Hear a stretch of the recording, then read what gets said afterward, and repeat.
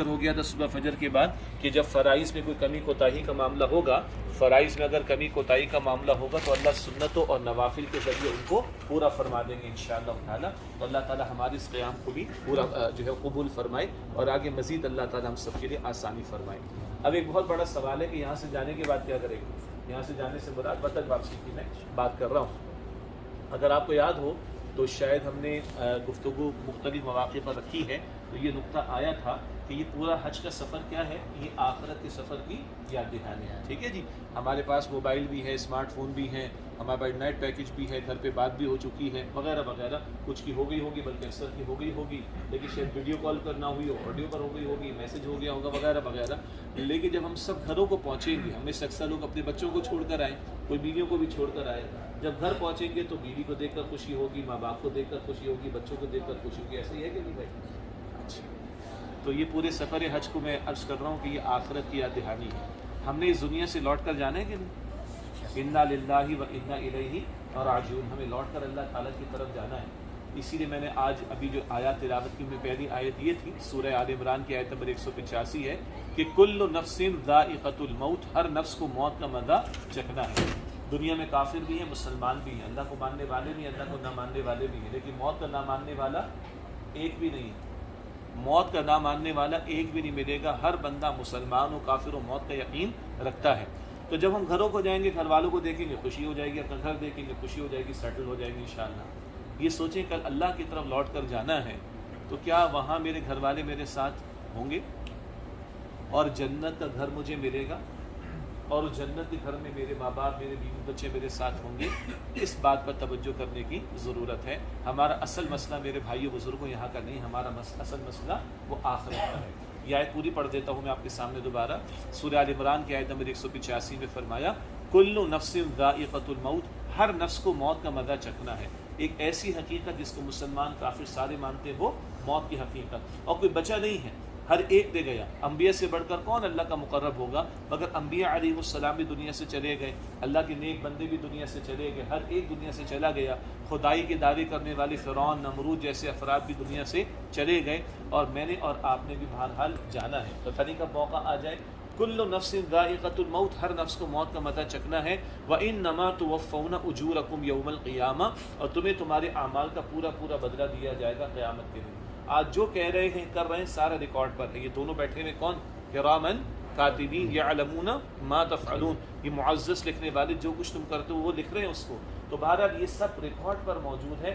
جو تم کر رہے ہو اس کا تمہیں بدلہ قیامت کے دن عطا ہوگا. آگے فرمایا کہ فمن زحزح عن النار وادخل الجنۃ فقد فاز، جو جہنم کی آگ سے بچایا گیا اور جنت میں داخل کیا گیا وہ کامیاب ہوگا.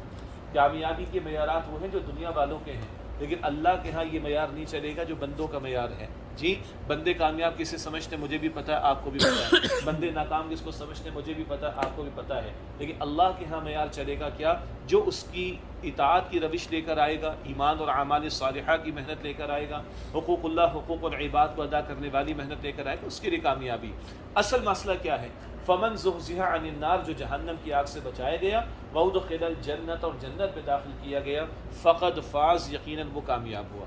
یہاں ہم نے جنت مانگی اللہ تعالیٰ سے، جہنم سے بچنے کی دعائیں کی ہیں، لیکن مستقل معاملہ ہے. انبیاء علیہ السلام نے مانگی، نبی علیہ السلام معصوم ہیں، خطاؤں سے پاک ہیں. جی، بخشے بخشائیں. جنت کا دروازہ سب سے پہلے آپ صلی اللہ علیہ وسلم کے لیے کھولا جائے گا. لیکن اللہ کے رسول علیہ السلام امت کی تعلیم کے لیے فرماتے صبح 7 مرتبہ دعا، اللہم اجرنی من النار، اے اللہ مجھے آگ سے بچا لے. وہ معصوم ہو کر اتنی دعا کرتے ہیں. اور شام میں 7 مرتبہ دعا، اللہم اجرنی من النار، اے اللہ مجھے آگ سے بچا لے. تو قرآن پاک فرما رہے کہ جو جہنم سے بچایا گیا، جنت میں داخل کیا گیا، یقیناً وہ کامیاب ہوا. یہ ہمارا آپ کا اصل معاملہ کہ کل اللہ کے ہاں ہمارے بارے بھی فیصلہ ہو رہا ہے کہ نہیں، کہ جہنم سے بچا کر جنت میں داخل کر دیا جائے. آگے فرمایا کہ وَمَا الْحَيَاةُ الدُّنْيَا إِلَّا مَتَاعُ الْغُرُورِ، دنیا کی زندگی دھوکے کے سوا کچھ نہیں. کیا دھوکہ ہے؟ انسان بہت کچھ سمجھتا ہے، لیکن جب موت آئے گی تو نہ اس کا اقتدار اس کے ساتھ جانے والا، نہ کرسی. دیکھا ہے کسی کے ساتھ اس کی کرسی گئی، اس کا اقتدار گیا ہو، اس کا بینک بیلنس گیا، اس کی جائیدادیں، اس کی خوبصورتی، اس کے عمدہ لباس، اس کے عمدہ مکانات، کچھ نہیں جاتا. یہ دنیا کیا ہے؟ اس دھوکے اور فریب کے سوا کچھ نہیں۔ اس دنیا کی ایک اہمیت اللہ کی نگاہوں میں وہ کیا ہے کہ بندہ ادھر رہ کر کل کی آخرت کی تیاری کر سکتا ہے، ورنہ رہا دنیا کا مال و اسباب کا معاملہ تو حدیث مبارک ایک دنیا اگر اللہ کی نگاہوں میں مچھر کے پر کے برابر بھی ہوتی، جو کچھ دنیا میں کیا کچھ نہیں ہے، رنگینیاں، جائیدادیں، مال، اسباب، اگر دنیا میں جو کچھ ہے اللہ تعالیٰ کی نگاہوں میں اس کی کوئی قدر ہوتی تو اللہ ایک مچھر کے پر کے برابر بھی اللہ کی نگاہوں میں قدر ہوتی تو اللہ کسی کافر کو پانی کا ایک گھونٹ بھی نہ دیتا۔ اللہ کافروں کو بھی خوب دے رہا، لیکن دنیا میں ان کے لیے، آخرت میں ان کے لیے کچھ نہیں۔ لیکن ہم مسلمانوں کو بھی یاد رکھنا چاہیے کہ ایمان اگر ہے اور ایمان کے تقاضوں پر عمل ہے تو کل آخرت میں کامیابی مل گی۔ اگلی بات، کیا یہاں سے لے کر جانا ہے؟ یہاں سے مدینہ شریف بھی جائیں گے اکثر ساتھی، اور وہاں سے پاکستان کی واپسی کا معاملہ ہوگا، یا اس کے برعکس اگر کسی کے بعد جو بھی یہاں سے واپس جا رہے ہیں وطن جائیں گے، کیا لے کر جائیں گے؟ ٹھیک ہے، بچوں کے لیے بھی کچھ چیزیں لے لیں گے، گھر والوں کے لیے بھی کچھ چیزیں لے لیں گے، کچھ شاپنگ بھی کر لیں گے، یہ تو اپنی جگہ ایک معاملہ، اس کی گنجائش ہے، کوئی حرج کی بات نہیں۔ اصل کیا لے کے جانا ہے؟ میں نے عرض کیا تھا ایک حج مکمل ہو چکا، اس کے ایام تکمیل تک پہنچا چاہتے ہیں، ایک حج اس کے بعد شروع ہو جائے گا۔ ایک نماز مصلی پر مکمل ہوتی ہے، ایک نماز مصلی کے بعد شروع ہو جاتی ہے۔ کیا مطلب؟ نماز کے بعد بھی کس کو بڑا ماننا ہے؟ اللہ کو۔ نماز کے بعد بھی کس کی ماننی؟ اللہ تعالیٰ کی۔ نماز میں اللہ اکبر کی تکبیرات کہیں تو باہر بھی اللہ کو بڑا ہونا چاہیے۔ گھر میں موقع آ جائے خوشی کا تو بڑا کون ہو؟ اللہ۔ گھر میں غمی کا موقع آ جائے بڑا کون ہو؟ اللہ۔ گھر میں کوئی فیصلہ کرنے کا معاملہ آ جائے بڑا کون؟ اللہ۔ دکان پر بڑا کسے ہونا چاہیے؟ اللہ کو، اللہ کے حکم کو بڑا ہونا چاہیے۔ کاروبار میں اللہ کے حکم کو بڑا ہونا چاہیے۔ ایسا نظر نہیں آ رہا ہمیں۔ کاروبار میں جھوٹ بھی چل رہا ہے اور دغا بازی بھی چل رہی ہے اور خیانت کا معاملہ بھی چل رہا ہے اور چیک بھی باؤنس کیے چلے جا رہے ہیں، سیمپل کچھ دکھاتے، سپلائی کچھ کرتے، کیا کر رہے ہیں جی؟ کیا وہاں اللہ کو بڑا مان رہے ہیں؟ اسی طرح پارلیمنٹ اگر ہو لکھا ہوا تو وہاں پر بھی کچھ آیات کو ہے، لیکن کیا پارلیمنٹ میں اللہ بڑا ہے؟ کیا اس زمین پر جو ملک خدا داد پاکستان اللہ تعالیٰ نے عطا فرمائی، اللہ کے احکامات نافذ ہیں؟ یہ ہے بہت بڑا سوالیہ نشان۔ تو ایک نماز مصلی پر مکمل، ایک اس کے بعد شروع، ایک حج یہاں مکمل، ایک حج اس کے بعد شروع، لبیک اللہم لبیک کہتا ہوا آیا۔ اب پوری زندگی کا لبیک کی جملے بھی پہلے ہمارے سامنے آ چکے ہیں۔ اچھا، لے جانے میں بہت ساری باتیں ہو سکتی ہیں۔ ہمارے بعض ساتھیوں نے، ہمارے علماء نے، اہل علم نے بڑی توجہ دلائی، مثلا یہاں فرائض کے ہیں تو نوافل بھی ادا کر رہے ہیں، تو بھائی پوری زندگی نمازوں کی پابندی کا معاملہ تو ہو جائے۔ کوئی تہجد کا تحفہ لے کر جائے، کس قدر بڑا تحفہ ہے۔ کوئی سنت رسول علیہ السلام کا تحفہ لے کر چلا جائے تو کس قدر بڑا تحفہ۔ ہماری کوئی بہنیں بیٹیاں ہیں، وہ فاطمہ الزہرا رضی اللہ تعالی عنہا کی چادر کا تحفہ یہاں سے لے کر جائیں، اماں عائشہ صدیقہ رضی اللہ تعالی عنہا کی حیا کا تحفہ یہاں سے لے کر جائیں، یہ کس قدر بڑا تحفہ ہوگا جی انشاءاللہ تعالی۔ کوئی نیکی کا عمل، فرض فرائض تو پورے پورے ادا کرنے، کوئی ایسے اعمال، بعض ساتھیوں نے کہا بھی سگریٹ کے پینا کیسا ہے حالت احرام میں، تو ہم نے کہا نہ حالت احرام میں اچھا ہے نہ حالت احرام کے باہر اچھا ہے، چھوڑو، جان چھوڑاؤ بھائی اس سے، ٹھیک ہے۔ اللہ توفیق عطا فرمائے۔ مجھے نہیں پتا یہاں پر کون ہے کون نہیں ہے، میں تو جنرل کر کے ایک بات کر رہا ہوں آپ کے سامنے۔ تو لے کے جانے والی یہ چیزیں ہیں، فرائض کی پابندی کا معاملہ، گناہوں سے بچنے کا معاملہ، حرام سے بچنے کا معاملہ، نافرمانی سے بچنے کا معاملہ، چھوٹے چھوٹے معاملات میں مسائل پوچھ رہے ہیں نا جی، جو مجھے معلوم ہوتا ہے میں فوراً بتا دیتا ہوں، معلوم نہیں ہوتا میں ذرا کتاب دیکھ کر اور 2-4 علماء کی ویب سائٹس ان کو دیکھ کر بتا دیتا ہوں۔ صبح ایک معاملہ ذرا سی بات پوچھ رہے ہیں نا، بہت اچھی بات ہے، یہ ذرا سی باتیں تاکہ میرا حج اچھا ہو جائے، میرا حج کامل ہو جائے، میرا حج مکمل ہو جائے، میرے حج کے اندر کوئی کمی نہ رہ جائے۔ اب زندگی بھر کے معاملات کے اندر یہ پوچھ کر چلنا کہ اس معاملے میں اللہ تعالیٰ کا حکم کیا ہے، اس معاملے میں اللہ کے نبی صلی اللہ علیہ وسلم کی سنت کیا ہے۔ ایک اور انداز سے میں آپ کے سامنے رکھوں، ثم لتسألن یومئذ عن النعیم۔ ابھی ہمارے ایک بھائی بیٹھے ہوئے، وہ گورنمنٹ کے پیکج کے اندر آئے ہوئے ہیں، وہ اپنے احوال سنا رہے تھے، یہاں دیکھ کے تو کہہ رہے ہیں بڑا ماشاءاللہ زبردست ماحول ہے۔ میں نے کہا اس سے میں آگے ہو کر آیا ہوں، اور زبردست ماحول ہے، وہاں پیزا بھی چل رہا ہے اور شاور میں بھی چل رہے ہیں اور یہ بھی چل رہا ہے وہ بھی چل رہا ہے، بس اس سے آگے میں کچھ نہیں کہنا چاہ رہا، لیکن یہ بھی بات ذہن میں رہے۔ تھوڑی دیر پہلے صبح یا دوپہر میں کسی وقت بات ہو رہی تھی کہ جب پیٹ بھرا ہوتا ہے تو مستیاں سوچتی ہیں، جب پیٹ بھرا ہوتا ہے مستیاں سوچتی ہیں۔ موسیٰ علیہ السلام کی قوم کو من و سلوہ مل رہا تھا بغیر محنت کے، تو ان کو جو ہے وہ چٹخارے آگے زبان پر، من بخلیہا وقثائہا وفومیہا وعدسیہا وبصریہا، یہ الفاظ ہیں سورۃ البقرہ میں۔ کوئی ککڑی مل جائے، گیہوں مل جائے، گندم مل جائے، پیاز مل جائے، یہ مل جائے، وہ مل جائے، اللہ تعالیٰ کہتا ہے جاؤ پھر۔ اگر ہمارے استاد ڈاکٹر اسرار صاحب ترجمہ کریں گے تو بڑا سخت ترجمہ ہوتا ہے وہ، کہ جاؤ دفع ہو جاؤ، پھر جاؤ خود جا کے اہبطوا مصر، جاؤ کسی جگہ پر جا کر سیٹل ہو جاؤ اور خود جا کے تلاش کرو جو تمہیں چاہیے۔ تو اللہ کی رحمت تمہیں مل رہی، تمہیں اس کے اوپر اکتفا نہیں ہو رہا، اس پر تم قناعت نہیں کر رہے من و سلوہ کے اوپر، اور زبان چٹخارے مانگ رہی، اللہ تعالیٰ حفاظت فرمائے۔ یہ آسائشوں کا بڑھ جانا کبھی کبھی کبھی کبھی ناشکری کی طرف لے جاتا ہے. اللہ تعالیٰ حفاظت فرمائے. ایک واقعہ یاد آ گیا مجھے، بڑا عجیب واقعہ، امام احمد بن حنبل کا رحمۃ اللہ علیہ، مشہور واقعہ سب کو یاد ہوگا. ایک مسئلہ تھا خلق قرآن کا، ذرا وہ مسئلہ ٹیکنیکل ہے، تفصیل میں نہیں جا رہے. امام احمد بن حنبل رحمۃ اللہ علیہ نے اس پر استقامت کا مظاہرہ کیا. یہ جو ہمارے ائمہ ہیں نا، امام ابو حنیفہ رحمۃ اللہ علیہ، امام مالک رحمۃ اللہ علیہ، امام شافعی رحمۃ اللہ علیہ، امام احمد بن حنبل رحمۃ اللہ علیہ، ان کو اللہ تعالیٰ نے ایسے قبول نہیں کیا میرے بھائی. اللہ تعالیٰ نے ان کی قربانیاں امت کے لیے، ان کی قربانی صرف علم کے میدان میں نہیں، ان کی قربانیاں جہاد کے میدان میں بھی ہیں، استقامت کے میدان میں بھی ہیں، کلمہ حق بیان کرنے کے میدان میں بھی ہیں. سارا زور ان پر تھا، مگر اس مسئلے پر وہ اپنی رائے پر قائم رہے. اور بتایا جاتا اس قدر ان کو مارا جاتا تھا، اس قدر کوڑے برسائے جاتے تھے، اس قدر ان پر جو ہے وہ ان کو اوپر مسائل کے پہاڑ توڑے جاتے تھے کہ اگر ہاتھی جیسے جانوروں کو بھی مارا جاتا نا، اتنا تو شان مر جاتا. اور اللہ تعالیٰ نے امام احمد بن حنبل رحمۃ اللہ علیہ کو استقامت عطا فرمائی.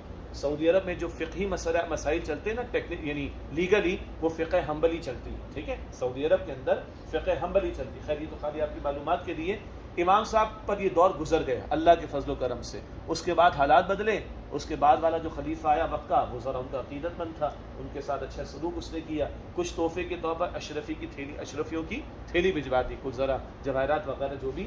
امام صاحب نے اشرفیوں کی تھیلی دیکھی تو ان کی آنکھوں سے آنسو جاری ہو گئے. سنیے گا دل کے کانوں سے، ان کی آنکھوں سے آنسو جاری ہو گئے. کہنے لگے اللہ وہ آزمائش آسان تھی جس میں تو کچھ لے رہا تھا. جان جاتی نا میری. اللہ وہ آزمائش آسان تھی جس میں تو کچھ لے رہا تھا. اللہ یہ آزمائش مشکل ہے جس میں تو مجھے کچھ. ہمارے بزرگوں، ہمارے اسلاف کا یہ معاملہ رہا. حلال سے اللہ کی نعمتیں ملیں، ٹھیک ہے، بندہ استفادہ بھی کرے اور اللہ کا شکر ادا کرے، لیکن اس کے اندر کھو نہ جائے، اس کے اندر کھو نہ جائے. سیدنا عمر رضی اللہ تعالی عنہ رسول اللہ علیہ السلام کے حجرے میں داخل ہوئے. بہت مشہور واقعہ ہے. اللہ کے پیارے نبی علیہ السلام کے جسم مبارک پر تہبند تھی اور کمر خالی تھی، آپ اس پہ کوئی کپڑا نہیں تھا. تو بوری ٹاٹ پر آپ صلی اللہ علیہ وسلم لیٹے ہوئے تھے، بوری جسے کہتے ہیں، اس کا نشان حضور کے جسم اطہر پر آ گیا. تو سیدنا عمر رضی اللہ تعالیٰ عنہ کی آنکھوں سے آنسو سے جاری ہو گئے. عرض کی رونے لگے. حضور فرماتے کیوں روتے ہو؟ یا رسول اللہ علیہ السلام، یہ قیصر و کسریٰ، یہ ایران کے اور روم کے بادشاہ، یہ بڑے بڑے محلات میں رہتے ہو، جیتے ہیں اور مخملی بستروں پر سوتے ہیں، اور آپ اللہ کے رسول ہیں اور آپ کے ساتھ یہ معاملہ ہو رہا ہے. تو اللہ کے رسول علیہ السلام نے فرمایا عمر تم اس بات پر خوش نہیں، ان لوگوں کو دنیا مل جائے، ان لوگوں کو دنیا مل جائے اور ہمیں اللہ آخرت عطا فرمائے. ہمیں تو تعلیم یہ ملی ہے، حلال پر ملے، میں اس کی نفی نہیں کرتا، اس نعمت کا شکر تو ادا کریں، لیکن اللہ کی نعمت کی ناشکری نہ کریں. افسوس ہو جاتا ہے کبھی کبھی. آسائشوں کے اندر پڑھ کر ہمیں تن آسانیاں چاہیے، سال پسندی چاہیے. حالانکہ حج تو مجاہدانہ تربیت کے لیے، حج تو ایک مجاہدانہ تربیت ہے، بندوں کو مشقتوں سے گزارنے کا نام. اور مشقت ترین والے معاملات تو گزار چکے ہیں ہم لوگ الحمدللہ رب العالمین. عرفات کے دن کھڑے ہو کر وقوف کرنا آسان نہیں ہے، پیر تھکتے ہیں، آدمی کے ہاتھ تھک جاتے ہیں اس کے اندر، کوئی شک نہیں اس کے اندر. اور مزدلفہ کی رات میں سونا پورے آسمان تلے، اور وہ جہاں ہم لوگ لیٹے تھے یاد ہے نا، وہ جگہ کنکریاں پڑی ہوئی ہیں، اوپر نیچے ہے. اللہ نے سلا دیا وہاں پر بھی، ادھر سے بس جا رہی، ادھر سے بس جا رہی، ادھر شور جا رہا ہے بس کا، ادھر بس کا شور جا رہا ہے، ادھر بس آ کر کھڑی ہوئی، اس کے اے سی کا باہر کا جو ہیٹ ہے اس کی ساری آ رہی، نیند آ رہی آرام سے. اس کی قدر کریں کہ اللہ نے ایک مجاہدانہ تربیت کا اہتمام کرایا. تو یہاں سے کچھ نہ کچھ لے کر جانا ہے، یہ سوغات روحانیت والی لے کر جانی ہے، اللہ تعالیٰ کو منا کر جانا ہے. اور پھر وہ بات کہ پوری زندگی تلبیہ کا معاملہ، پوری زندگی حج والی کیفیت کا معاملہ، پوری زندگی اللہ تعالیٰ اور اس کے رسول علیہ السلام کی تعلیمات پر عمل کا معاملہ. پھر میں نے 12 ذکر کیا، آپ حضرات واقف ہو کن باتوں کا میں نے ذکر کیا. ہم چھوٹے لوگ نہیں ہیں، ہم نبی اکرم صلی اللہ علیہ وسلم کی امتی ہیں، اور اللہ نے دین مکمل فرما کر ہمیں عطا فرمایا. اس کے لیے ایک آیت بار بار تلاوت کی گئی پچھلے دروس میں بھی، سورۃ البقرہ کی آیت نمبر 208، یا ایھا الذین آمنوا ادخلوا فی السلم کافہ، اے ایمان والو اسلام میں پورے کے پورے داخل ہو جاؤ. ولا تتبعوا خطوات الشیطان، شیطان کے نقش قدم کی پیروی نہ کرو. انہ لکم عدو مبین، بے شک وہ تمہارا کھلا دشمن ہے. اب یہ پورے کا پورا اسلام کیا ہے؟ اس میں ایمانیات بھی ہیں، توحید بھی ہے، رسالت بھی ہے، آخرت بھی ہے، اس میں عبادات بھی، نماز زکوٰۃ روزہ سب شامل ہے، اس میں معاملات بھی ہیں، اس میں خوشی غمی کے مواقع بھی ہیں. مسلمان کے گھرانے میں شادی تو لگے کہ مسلمان کے گھر میں شادی ہو رہی ہے، یہ نہیں کہ آزاد ہو جائے. میت بھی اگر گھر میں آ جائے تو پتہ چلے مسلمان کے گھر میں کسی کی میت کا معاملہ ہوا ہے. اسی طرح حقوق العباد کا معاملہ ہے، ماں باپ کے ساتھ کیا معاملات ہیں، وہ تو ہماری جنت اور جہنم ہے حدیث مبارک کے مطابق. بیویوں کے ساتھ ہمارا کیسا سلوک ہے، اسی حجۃ الوداع کے خطبے میں حضور نے فرمایا تھا صلی اللہ علیہ وسلم اتقوا اللہ فی نسائکم، اپنی بیویوں کے بارے میں اللہ تعالیٰ سے ڈرتے رہنا. بیویوں کو کہا گیا کہ شوہروں کی فرما برداری کی روش اختیار کریں. پھر اولاد اللہ نے عطا فرمائی، جہاں اس کی جسم کی ہم جو ہے وہ حفاظت کرتے ہیں اور اس کی جسمانی پرورش کی کوشش کرتے ہیں، وہاں اس کی روحانی پرورش کی کوشش کرنا، اس کو اللہ کی بندگی میں لانے کی کوشش کرنا، جہنم سے بچانے کی کوشش کرنا، اللہ سے جوڑنے کی کوشش کرنا، یہ بھی ہماری ذمہ داری میں داخل. معاملات میں حلال کمانا، حرام سے بچنا، گناہوں سے اپنے آپ کو بچانا، معاملات میں حلال کے اوپر اکتفا کرنا، حرام سے اپنے آپ کو بچانا، یہ بھی شامل ہے. معاملات کے اندر لین دین بھی شامل ہے، معاملات کے اندر قرض کے معاملات بھی شامل ہیں. خدا نہ خواستہ کسی کا قرض دے کر بیٹھیں، حدیث مبارک میں آتا ہے کہ شہید کے سارے گناہ معاف ہو جاتے سوائے قرض کے. اللہ اکبر، شہید کے سارے گناہ معاف ہو جاتے، قرض شہید کا بھی معاف نہیں ہوتا. اور ہمارے لوگ کہتے ہیں وہ وعدہ ہی کیا جو وفا ہو جائے، اور وہ قرض ہی کیا جو ادا. یہ ہم کہتے ہیں، اللہ تعالیٰ پوچھے گا وعدے کے بارے میں بھی، اور اللہ تعالیٰ کے ہاں شہید کے حوالے سے بھی ذکر حضور نے فرما دیا صلی اللہ علیہ وسلم بخشش نہیں ہے اس کی جب تک اس کا قرض ادا نہ ہو جائے. ان معاملات کا بہتر اخلاقیات کا میدان. آج ہم گورے ہیں نا اس حوالے سے، آج ہم لائن بھی سیدھی نہیں کر سکتے. آج ہم حج کے موقع پر بھی دیکھ لیتے ہیں کس طرح ایک دوسرے کا حق مان لیا جاتا ہے، کس طرح ایک دوسرے کو تکلیف پہنچا دی جاتی ہے. اللہ تعالیٰ حفاظت فرمائے. یعنی میٹھی میٹھی باتوں کے ساتھ یہ باتیں بھی ہمیں سننی چاہیے کہ ہماری ذات دوسروں کے لیے تکلیف کا باعث تو نہیں بن رہی. اس اعتبار سے معاملات میں اخلاقیات بھی آ جائیں گے. اور اللہ کے نبی صلی اللہ علیہ وسلم نے ارشاد فرمایا کہ جزاک اللہ، قیامت کے دن مجھے سب سے زیادہ پسند وہ ہوں گے اور مجھ سے سب سے زیادہ قریب وہ ہوں گے جن کے اخلاق اچھے ہوں. اور قیامت کے دن مجھے سب سے زیادہ ناپسند وہ ہوں گے اور مجھ سے سب سے زیادہ دور وہ ہوں گے جن کے اخلاق برے ہوں گے. ایسی بہت ساری باتیں دین کی تعلیم کے اعتبار سے زندگی کے تمام امور کے لیے، اور اللہ تعالیٰ فرماتے پورے کے پورے اسلام میں داخل ہو جاؤ. لیکن اس سے اگلی باتیں بیان نہیں ہوتی. ہمارا دین جہاں گھر کی زندگی عطا کرتا ہے، عبادات کی زندگی عطا کرتا ہے، معاملات کی زندگی بتاتا ہے، اخلاقیات کی زندگی بتاتا ہے، وہاں اجتماعی معاملات زندگی کے لیے بھی رہنمائی دیتا ہے. آج کے الفاظ میں کہیں تو ایک ہمارا پولیٹیکل سسٹم ہوتا ہے، ایک ہمارا اکنامک سسٹم ہوتا ہے، ایک ہمارا سوشل سسٹم ہوتا ہے. اسی کے اندر آ جائے جوڈیشری بھی آ جائے گی، ایجوکیشن بھی آ جائے گا، سب کچھ. یہ جو زندگی کے اجتماعی پہلو ہیں، اللہ کا دین ان کے لیے بھی رہنمائی عطا کرتا ہے. جب حجۃ الوداع کے موقع پر وہ آیت آ گئی الیوم اکملت لکم دینکم، سورہ مائدہ کے شروع میں، آج کے دن میں نے تمہارے لیے تمہارے دین کو مکمل فرما دیا. تو اب دین مکمل ہے زندگی کے تمام گوشوں کے لیے. یہ نہیں کہا جا سکتا کہ مسلح کے لیے دین موجود ہے، پارلیمنٹ کے لیے نہیں. یہ نہیں کہا جا سکتا کہ بھائی شادی بیاہ کے لیے دین موجود ہے، اکنامک سسٹم کے لیے، معیشت کے نظام کے لیے، قطعا نہیں. اللہ تعالیٰ کا دین معاشرت کے لیے، معیشت کے لیے، سیاست کے لیے بھی رہنمائی دیتا ہے. معاشرت کے معاملات میں تہوار بھی آ جائیں گے، معاشرت کے معاملے میں حیا کا اہتمام بھی آ جائے گا، معاشرت کے معاملے میں سیگریگیشن آف سیکسز کی بات بھی آ جائے گی، مرد اور عورت کا آزاد اختلاط کا معاملہ نہ ہو. شرم اور حیا کے حوالے سے شریعت نے جو حفاظت کے احکامات دیے ہیں، وہ نگاہوں کی حفاظت، پردے کے احکامات وغیرہ، وہ بھی اس میں آ جائیں گے. معیشت کے اندر سود حرام ہے تو حرام ہے، اور اللہ اس کے رسول علیہ السلام سے جنگ کے مترادف ہے. یہ جو ہم آواز بلند کرتے اس کی وجہ کیا ہے؟ کوئی جرم ایسا نہیں جس پر اللہ تعالیٰ نے قرآن پاک میں یہ کہا ہو. نماز کے ترک کرنے پر نہیں کہا جو کہ بہت بڑا جرم ہے، زکوٰۃ کے ترک کرنے پر نہیں فرمایا جو کہ بہت بڑا جرم، لیکن سود کے معاملات پر فرمایا کہ اگر نہیں چھوڑتے تو اللہ تعالیٰ اس کے رسول سے جنگ کے لیے تیار ہو جاؤ. کم سے کم ذاتی حیثیت پہ تو بندہ چھوڑے. اور اجتماعی سطح پر کیا کریں؟ اجتماعی سطح پر کوئی محنت ہونی چاہیے، جد و جہد ہونی چاہیے. 75 برس پہلے پاکستان کاہے کو ہم نے لیا تھا؟ اس لیے لیا تھا کہ یہاں اللہ کی شریعت نافذ ہو. ہم میں سے اکثر جو کراچی کے ساتھی ہیں مجھ سمیت، ان میں سے ان کے باپ دادا کاہے کو ہجرت کر کے آئے تھے؟ اس لیے آئے تھے کہ یہاں پر اللہ کی شریعت کو نافذ کریں گے. آج یہ قرض ہمارے کاندھوں پر ہے. اگلی بات بھی تلخ ہے، وہ بھی سن لیجئے، بڑی سخت بات ہے قرآن پاک میں. افتؤمنون ببعض الکتاب وتکفرون ببعض، تم کتاب کا ایک حصہ مانتے ہو، ایک حصہ نہیں مانتے. یعنی کچھ احکام پر عمل کرتے ہو، کچھ احکام پر عمل نہیں کرتے. فما جزاء من يفعل ذلك منكم الا خزي في الحیاۃ الدنیا، جو تم میں سے تقسیم کر دے، کچھ باتوں کو مانے کچھ کو نہ مانے، اس کی سزا اس کی سوا کیا ہوگی کہ ذلت اور رسوائی ہو دنیا میں. وَيَوْمَ الْقِيَامَةِ يُرَدُّونَ إِلَىٰ شَدِّ الْعَذَابِ، اور قیامت کے دن ایسے لوگوں کو شدید عذاب میں لوٹایا جائے. یہ بھی قرآن پاک کی آیت ہے، البقرہ کی آیت نمبر 85 ہے. کچھ احکامات پر عمل، پس منظر میں یہود کا ذکر ہے اور اب ہمارے لیے رہنمائی ہے. کچھ احکامات پر عمل ہو رہا ہے، کچھ پر عمل نہیں ہو رہا. یہ اللہ کے ہاں قابل قبول نہیں، اس پر دنیا میں ذلت اور رسوائی ہوگی. آج ہمارا کیا حال ہے؟ آج دنیا میں ہماری حیثیت کیا ہے؟ ہم سب کو معلوم ہے آج دنیا کے اندر کیا حیثیت ہے مملکت خداداد پاکستان کے پاسپورٹ کی؟ آج ہمارے معاملات کدھر کھڑے، مجھے کچھ کہنے کی ضرورت نہیں، لیکن اس آیت کریمہ کو پڑھیں، کچھ مانتے ہو کچھ نہیں مانتے، انفرادی زندگی میں کچھ نیکیاں ہیں، اجتماعی معاملات میں اگر اللہ کی شریعت نافذ نہیں ہے تو پھر اللہ کہتا ہے کہ ذلت اور رسوائی دنیا میں ہوگی اور قیامت کے دن شدید عذاب میں لوٹایا جائے گا۔ اس کے لیے جد و جہد کرنا، کوئی محنت ہو، کوئی اجتماعیت میں آدمی شریک ہو اور دین کی دعوت کا کام بھی کرنا، بار بار میں نے ذکر کیا، اور دین کے قیام کی جد و جہد کرنا، یہ ذمہ داری ہمارے کاندھوں پر ہے تاکہ ہم اپنی معذرت اللہ کے سامنے پیش کر سکیں۔ حدیث شریف میں آتا ہے نا، بدی کو دیکھو تو اپنے ہاتھ سے بدل دو، اگر اس کی طاقت نہیں تو زبان سے بدلو، اور اگر اس کی بھی طاقت نہیں تو دل میں برا جانو، لیکن یہ ایمان کا کمزور ترین درجہ ہے۔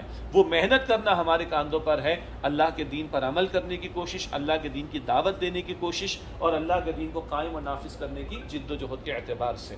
تو یہ ہے جو میں نے صرف مختصر رکھنا چاہا کہ اس پورے فکر کے ساتھ ہم وطن کو لوٹیں، اس پوری احساس کے ساتھ وطن کو لوٹیں۔ ایک تو ہمیں اللہ کی طرف لوٹ کر جانا ہے، اپنی ذات اور اپنے گھر کی بھی فکر کرنی، اپنے معاملات اور معمولات کو اللہ کے رسول علیہ السلام کی تعلیم کے قریب سے قریب تر لانا ہے، یہاں سے کچھ تحفے ہمیں لے کر جانا ہے جو زندگی بھر کا ہمارا ایسٹ ہو، زندگی بھر کا ہمارا سرمایہ ہو۔ اور ایک بات اس پر توجہ ابھی تک نہیں ہو سکی، اللہ تعالیٰ کی کتاب، ہم نماز میں قرآن پاک پڑھتے ہیں، ہم نماز میں قرآن پاک کی تلاوت سنتے ہیں، ہم ماشاءاللہ قرآن پاک کی تکمیل بھی کر رہے ہیں، کچھ لوگوں کا شاید آج یا کل میں کوئی تکمیل بھی ہو جائے گی انشاءاللہ تعالیٰ، تلاوت قرآن کی بات کر رہا ہوں، لیکن ہمارے بھائیوں بزرگوں، ہم میں سے عظیم اکثریت کو نہیں معلوم کہ قرآن پاک میں کیا لکھا ہے، اور ہم پڑھے لکھے لوگ ہیں، ہم مالدار بھی ہیں، پڑھے لکھے بھی ہیں، دنیاوی اعتبار سے اسٹرانگ بھی ہیں، اللہ نے بڑا ہم پر فضل فرمایا۔ بہرحال اس سہولیات کے ساتھ جو لوگ بھی آتے ہیں ان کے پاس اللہ کا فضل و کرم ہے کہ وسائل موجود ہیں، لیکن اگر دنیا کی عظیم ترین نعمت جو نبی مکرم صلی اللہ علیہ وسلم کے ذریعے قرآن حکیم کی صورت میں صاحب قرآن کی ذات اپنی صلی اللہ علیہ وسلم اللہ نے عطا فرمائی، اگر یہ قرآن ہمیں پتہ نہیں کہ اس میں کیا لکھا ہے تو یہ بہت بڑا سوالیہ نشان ہے۔ دنیا جا کی تعلیم لے لی، ہم نے چارٹرڈ اکاؤنٹنسی پڑھی، دنیا جا کے سٹینڈرڈز پڑھے، دنیا جا کے کتابیں پڑھی، 16 گھنٹے بیٹھ کے پڑھائیاں کرتے تھے، اور اپنے اکاؤنٹنگ کے کسی مسئلے کو سالو کرنے کے لیے برٹش پارلیمنٹ، برٹش عدالت کا ایک بڑا مشہور فیصلہ ہے گارنر ورسز مرے رول، وہ سارے رٹے لگاتے تھے، اکاؤنٹنگ کے سٹینڈرڈز کے رٹے لگاتے تھے، آڈیٹنگ کے سٹینڈرڈز کے رٹے لگاتے تھے، انکم ٹیکس کے رٹے لگاتے تھے۔ اللہ نہیں پوچھے گا میرے کلام کے بارے میں تم نے کیا کیا؟ تو اللہ کا شکر ہے کہ اللہ تعالیٰ نے توفیق دے دی اس طرف آنے کی، ورنہ اللہ کو کیا جواب دیتے مرنے کے بعد؟ دنیا جہاں کی تعلیم حاصل کی، ماں کی گوشت سے انگریزی نہیں سیکھی، ہم تو پیلے اسکول کے پڑھے ہوئے تھے، ہمیں کہا کہ میاں آگے ساری تعلیم انگریزی کے اندر ہوگی، انگریزی سیکھنا پڑے گی، تو انگریزی سیکھی تاکہ آگے ساری ہائر ایجوکیشن جو انگریزی میں حاصل کر سکیں۔ تو دنیا کی سب سے ہائیسٹ ایجوکیشن تو قرآن حکیم میں، اللہ تعالیٰ نہیں پوچھے گا اس کے بارے میں۔ اس میں ہماری گزارش یہ ہے جس عالم پر آپ کو اعتبار ہو، میرے استاد ڈاکٹر اسرار صاحب رحمۃ اللہ علیہ، آپ کو ان سے اتفاق ہے، ان کا قرآن کا ترجمہ پڑھ لیں، تشریح پڑھ لیں، سن لیں، سب کچھ آڈیو میں، ویڈیو میں، ریٹن میں موجود ہے۔ نہیں ڈاکٹر اسرار صاحب سے بھی اتفاق نہیں، کرے کسی اور کا پڑھ لیں، بھائی کسی سے تو اتفاق ہوگا۔ تو جس عالم پر اعتبار ہے، میں تو کھلے دل سے کہتا ہوں قرآن کا ترجمہ کھولو بھائی، قرآن کی تشریح کھولو، قرآن کی تفسیر کھولو، پھر اللہ توفیق دے تو اور آگے بڑھے انشاءاللہ تعالیٰ، پتہ تو چلے کہ اللہ تعالیٰ ہم سے کیا چاہتا ہے۔ کس قدر لطف آئے کہ اگر مجھے پتہ ہو کہ میں سورہ فاتحہ میں کیا تلاوت کر رہا ہوں، امام تلاوت کر رہے تو مجھے سمجھ میں آنا شروع ہو جائے، جو صورتیں مجھے یاد ہے مجھے سمجھ میں آنا شروع ہو جائیں، تو پھر قرآن کی برکات اور ہم محسوس کریں گے انشاءاللہ تعالیٰ۔ یہ قرآن پاک ہے جس کو چھوڑنے کی وجہ سے آج ہماری معیشت کا بیڑا غرق ہے۔ قرآن پاک کہتا ہے وَمَنْ أَعْرَضَ عَنْ ذِكْرِي فَإِنَّ لَهُ مَعِيشَةً ضَنْكَ، سورہ طٰہٰ کی آیت نمبر 124 میں ہے، جس سے میرے ذکر اور ذکر سے یہاں مراد قرآن حکیم لیا گیا، میرے قرآن کو چھوڑ دیا، میرے قرآن سے اعراض کیا، اس کی معیشت تنگ کر دوں گا۔ معیشت کا حال کیا مجھے اور آپ کو پتہ ہے نا، کچھ کہنے کی ضرورت ہے؟ اور آگے اللہ فرماتا ہے وَنَحْشُرُ يَوْمَ الْقِيَامَةِ أَعْمَىٰ، اور قیامت کے دن ایسے لوگوں کو میں اندھا بنا کر کھڑا کروں گا۔ استغفر اللہ۔ وہ کہے گا اللہ تو نے اندھا کیوں بنایا؟ اللہ فرمائے گا میری آیات تیرے پاس آئیں، تو نے میری آیات کو فراموش کیا، آج میری رحمت سے میں تجھے دور کر دوں گا۔ یہ اس قدر جرم ہے اس امت کا، اس قدر عظیم نعمت اللہ نے دی۔ جارج برنارڈ شاہ کا نام آپ نے سنا ہوگا۔ برنارڈ شاہ کہتا ہے کہ when I read the Holy Quran, there is no better book than the Holy Quran in the world. But when I see the Muslims, there is no worse nation than the Muslims in the world. استغفر اللہ۔ تماچا مارا اس نے۔ بہت بڑا مفکر گزرا ہے کہ جب میں قرآن پڑھتا ہوں اس سے بہترین کوئی کتاب نظر نہیں آتی، مگر جب میں مسلمانوں کو دیکھتا ہوں ان سے بدترین تو قوم ہے. استغفر اللہ. اللہ ہماری اس کوتاہی کو معاف کرے. تو قرآن پاک کے ساتھ تعلق, قرآن کی تجوید بھی درست ہو, درست پڑھنا بھی سیکھنا ہے, اور قرآن کا ترجمہ تشریح پڑھیں, سنیں, اہل علم سے رابطہ رکھیں, اور اللہ توفیق دے قرآن پاک کی زبان کو بھی سیکھیں. اتنی عربی اگر آ جائے کہ درمیان سے ترجمے کا بیریئر ہٹ جائے تو قرآن پاک کی تاثیر اور بڑھ جائے گی انشاءاللہ. آخری بات عرض کرتا ہوں, اور وہ میں نے سفر حج کے دوران بار بار ذکر کی ہے, نبی اکرم صلی اللہ علیہ وسلم کی سیرت مطہرہ کا مطالعہ کرنا. ہم مکہ مکرمہ میں ہیں ابھی بھی الحمدللہ, تو میں نے عرض کیا تھا کہ مکی زندگی کی کچھ واقعات ہمارے سامنے رہیں. آگے مدینہ شریف سب نہیں جانے یا کچھ ہو گیا, آگے سب نہیں جانے, سب نہیں جانے انشاءاللہ, الحمدللہ ساتھ ساتھ ہوں گے تو ذکر کرتے رہیں گے انشاءاللہ تعالیٰ. ایک مرتبہ یاد ہے, ایک بیان ہم نے کیا تھا نبی اکرم علیہ الصلوۃ والسلام کی اسوہ سے 100 جھلکیاں. تو ایک سفر حج میں الحمدللہ ساتھیوں کی ترتیب بن گئی تھی, تو ہم نے بیٹھ کر وہ ساری 100 جھلکیاں حضور کی سیرت سے ہم نے سمجھنے کی کوشش کی. موقع ہوگا تو کچھ کوشش کر لیں گے انشاءاللہ. تو مدینہ شریف میں جب ہو تو حضور کی سیرت بھی سامنے رہے, اور ہاں کیا کچھ بیتا ہے وہاں پر وہ بیان کر دیں گے انشاءاللہ. یعنی جب بس میں اگر ہوں گے تو سفر مدینہ شریف میں بیان ہو جائے گا بعد میں بھی. اور پھر یہ کہ حضور نے اللہ اکبر کبیرہ اس امت کی خاطر کس قدر درد فیل کیا ہے, کس قدر حضور نے تکلیفیں اٹھائیں, کس قدر حضور نے مصائب اٹھائے, تب جا کے مجھ تک اور آپ تک اللہ کا دین پہنچا. وقت فرصت ہے کہاں, کام ابھی باقی ہے, نور توحید کا اتمام ابھی باقی ہے. اب حضور کی سیرت کا یہ پہلو, داڑھی ہم نے رکھی, اللہ کے رسول کی تعلیم ہے صلی اللہ علیہ وسلم, مسواک ہم کر رہے حضور علیہ السلام کا طریقہ ہے, جی خوشبو ہم لگا رہے اللہ کے رسول علیہ السلام کا طریقہ ہے, مینا کے قیام میں موجود ہے حضور علیہ السلام کی سنت ہے, اینڈ سو آن. یہ سب باتیں حضور کی سنت میں ہیں. مگر انگلش میں کہتے ہیں نیور سیٹل فار دا لیس, میں عرض کیا کرتا ہوں rather go for the best. ہم اردو میں کہتے ہیں خوب سے خوب تر کی تلاش. تو 23 برس کی خوب ترین سنت کیا ہے, 23 برس کی خوب ترین سنت کیا ہے, وہ ہے طائف کی گلیاں بھی, احد کا میدان بھی, جہاں دعوت دین کا عمل بھی ہے اور اللہ کے دین کی جد و جہد کا معاملہ بھی ہے. اس پہلو سے بھی اللہ کے رسول علیہ الصلوۃ والسلام کی سیرت کو سامنے رکھنا اور آپ کی حیات طیبہ کے 23 برس کے مشن کو سامنے رکھنا, یہ ہے جو ہمیں یہاں سے لے کر جانا ہے انشاءاللہ تعالیٰ. اللہ تعالیٰ مجھے بھی توفیق دے, آپ کو بھی توفیق عطا فرمائے. اللہ تعالیٰ ہم سب کا بیٹھنا قبول فرمائے, اور آئندہ اور اللہ تعالیٰ آسانی عطا فرمائے. سفر کو اللہ ایسا مبارک فرما دے کہ زندگی کی آخری سانس تک اس سفر کی جو برکات ہیں محسوس کریں, اور جو ہم مانگ رہے ہیں, سیکھ رہے ہیں, سمجھ رہے ہیں, ان پر اللہ تعالیٰ مجھے اور آپ کو عمل کرنے والا بنا دے. اللہ تعالیٰ ہم سب کے لیے آسانی فرمائے. دعا بسم اللہ الرحمن الرحیم. یا ذا الجلال والاکرام, یا ارحم الراحمین, یا رب السماوات والارض, یا مالک الملوک, یا اکرم الاکرمین. اللہم صلی علی محمد وعلی آل محمد وبارک وسلم. ربنا تقبل منا انك انت السميع العليم وتب علينا انك انت التواب الرحیم. اے اللہ ہم تیرا شکر ادا کرتے ہیں, اے اللہ تیری اس قدر بے شمار نعمتیں ہیں. تو نے خود فرمایا ہے وَإِن تَعُدُّوا نِعْمَةَ اللَّهِ لَا تُحْصُوهَا, اگر تم اللہ کی نعمتوں کو شمار کرنا چاہو بھی تو شمار نہیں کر سکتے. اے اللہ اس قدر تو نے مادی نعمتیں بھی دی ہیں, روحانی نعمتیں بھی دی ہیں. اے اللہ ہم تیرا شکر ادا کرتے ہیں. اے اللہ ہمارے بس میں نہیں کہ ہم تیرا شکر ادا کر سکیں. اے اللہ اس ادا کرنے کو اپنی بارگاہ میں قبول فرما. اے اللہ اپنے فضل سے ہمارے ماں باپ کی, ہماری بیوی اور ہماری اولاد کی, ہمارے بزرگوں اور ہمارے جوانوں اور بچوں کی, اور اے اللہ تمام مسلمانوں کی مغفرت فرما دے. اے اللہ ہمارے صغیرہ کبیرہ گناہوں کو معاف فرما دے. اے اللہ کوتاہیاں ہو جاتی ہیں, اللہ اپنے فضل سے معاف فرما دے. ہمیں سچی پکی توبہ کی توفیق عطا فرما. اے اللہ تو نے قرآن پاک میں فرمایا توبوا الی اللہ توبۃ نصوحا, اے ایمان والو سچی اور پکی توبہ کرو. اے اللہ ہمیں واقعتاً سچی پکی توبہ کی توفیق عطا فرما. اے اللہ ہمیں ایسا بنا دے جیسا تو ہمیں دیکھنا چاہتا ہے. اے اللہ ہمیں ایسا بنا دے جیسے تیرے پیارے حبیب علیہ السلام ہمیں دیکھنا چاہتے ہیں. اے اللہ ہمارے اخلاق کو سنوار دے, ہمارے نفوس کا تزکیہ فرما دے. اے اللہ ہماری آنکھوں کو خیانت سے پاک فرما دے, ہماری زبان کو جھوٹ سے پاک فرما دے. اے اللہ ہمارے دلوں کو نفاق سے پاک فرما دے. اے اللہ ہماری نیک و جائز حاجات قبول فرما. اے اللہ ہماری جو مشکلات ہیں اے اللہ اپنے فضل سے آسان فرما دے. اے اللہ ہمارے تمام مرحومین کی مغفرت فرما. اے اللہ ہمارے بیماروں کو شفائے کاملہ عاجلہ عطا فرما. اے اللہ آئندہ جو مزید دن ہیں اے اللہ اس میں بھی آسانی کا معاملہ فرما. اے اللہ ظاہری اعتبار سے حجاج کرام کے لیے جو مشقت ہے اے اللہ اس کے اجر عظیم عطا فرما, اور جو بہرحال ظاہری طور پر اے اللہ مشکلات اپنے فضل سے دور فرما دے. اور اے اللہ آئندہ کے معاملات, طواف وداع تک کا معاملہ اور مدینہ شریف کی حاضری کا معاملہ اے اللہ سارے امور تمام حجاج کے لیے اے اللہ آسان فرما دے. اے اللہ اپنے متقی بندوں میں شامل فرما. اے اللہ اسلام کو, مسلمانوں کو عزت اور غلبہ اور نصرت عطا فرما.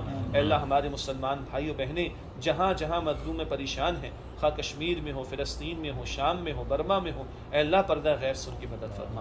اے اللہ تیرے وہ بندے جو تیرے دین کی دعوت کے کام میں، تیرے دین کے قیام کی جد و جہد میں لگے، تیری راہ میں جہاد کرنے میں لگے ہوئے ہیں، اے اللہ ان کی مدد فرما اور ہمیں بھی ایسے لوگوں میں شامل فرما۔ اے اللہ ہمیں نفس کی شرارتوں سے، شیطان کے حملوں سے اور دجال کے فتنے سے محفوظ فرما۔ اے اللہ امت کو امت والا کام کرنے کی توفیق عطا فرما۔ اے اللہ ہمیں امت کا درد عطا فرما۔ اے اللہ جو درد تیرے پیارے حبیب علیہ السلام کے سینے مبارک میں تھا، اے اللہ اس درد کا کچھ حصہ ہمیں عطا فرما۔